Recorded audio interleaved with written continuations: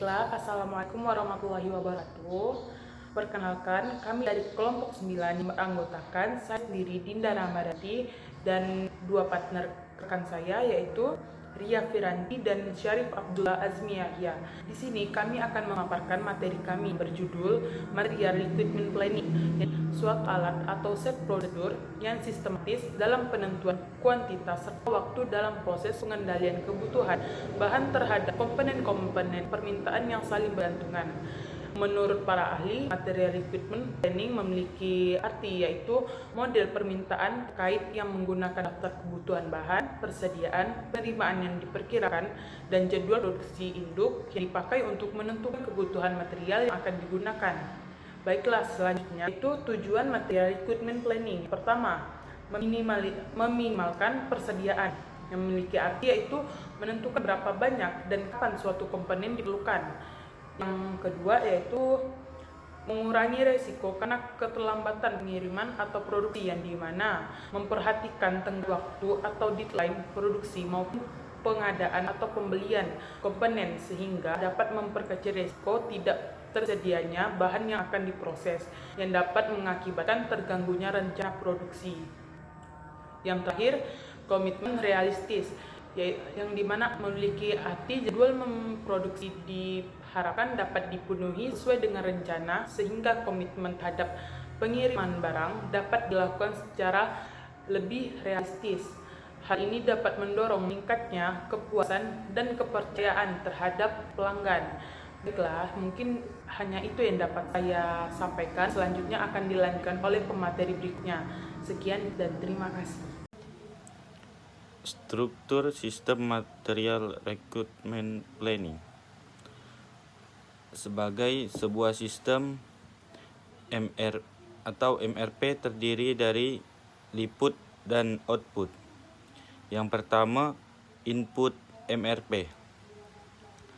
5 sumber informasi utama atau input dalam perencanaan kebutuhan material recruitment planning. Yang pertama, Master Production Schedule atau MPS. Yang kedua, Bill of Material atau BOM. Yang ketiga, Inventory Status atau Record Files atau Item Master. Yang keempat, pesanan orders. Yang kelima, recruitment atau kebutuhan. Terus juga ada output NRP. Output NRP atau Sistem Material Recruitment Planning menghasilkan 3 jenis keluaran atau output, di mana biasanya keluaran atau hasil dari sistem MRP ini benar-benar berupa laporan, yaitu yang pertama MRP Primary Report, yang kedua MRP Action Report, yang ketiga MRP Pegging Report. Baiklah, saya akan melanjutkan materi yang ingin saya sampaikan, yaitu tentang ciri-ciri dari material recruitment planning. Nah, ciri-ciri dari material recruitment planning ini yang pertama, mampu menentukan kebutuhan secara cepat dan tepat. Terus juga bisa mendeteksi kapan suatu pekerjaan itu akan selesai. Terus juga untuk memenuhi permintaan produk yang dijadwalkan berdasarkan MRP yang sudah direncanakan. Terus yang kedua ini menentukan kebutuhan minimal setiap item dengan menentukan secara cepat dan tepat pada sistem penjadwalan. Terus yang ketiga itu ada menentukan pelaksanaan rencana pemesanan dengan memberikan indikasi kapan pemesanan atau pembatalan suatu pesanan itu harus kita lakukan. Terus yang terakhir ini itu melakukan penjadwalan ulang, di mana jika pembatalan atau suatu jadwal sudah direncanakan itu batal karena kapasitasnya kita tidak mampu, maka maka MRP itu dapat memberikan indikasi untuk melakukan rencana penjadwalan yang ulang lagi. Jadi apabila suatu MRP ini tidak tepat gitu kan, kayak tidak sesuai ataupun tidak sesuai dengan waktu yang kita kehendaki, maka MRP akan memberikan indikasi dengan melakukan penjadwalan ulang. Terus langkah-langkah dalam penyusunan MRP. Nah, langkah-langkah dari penyusunan MRP ini yang pertama itu netting. Nah, netting ini adalah kebutuhan bersih di mana kita menghitung, dimana kita proses menghitung untuk menetapkan jumlah kebutuhan bersih untuk setiap kodenya. Terus yang kedua ini ada loading. Loading ini penentuan ukuran lot yang menjamin bahwa semua kebutuhan ini akan terpenuhi. Pesanan akan dijadwalkan untuk penyelesaian pada awal periode di mana ada kebutuhan bersih yang positif. Terus yang ketiga itu adalah offsetting. Nah, offsetting ini rencana pemesanan. Nah, rencana pemesanan merupakan salah satu langkah pada MRP untuk menentukan saat yang tepat untuk rencana pemesanan dalam memenuhi kebutuhan bersih. Yang terakhir ini adalah exploding. Nah, exploding ini merupakan proses perhitungan kebutuhan kotor untuk tingkat level yang lebih ke bawah dalam suatu struktur produk serta didasarkan atas rencana penjadwalan atau pemesanan yang akan dilakukan.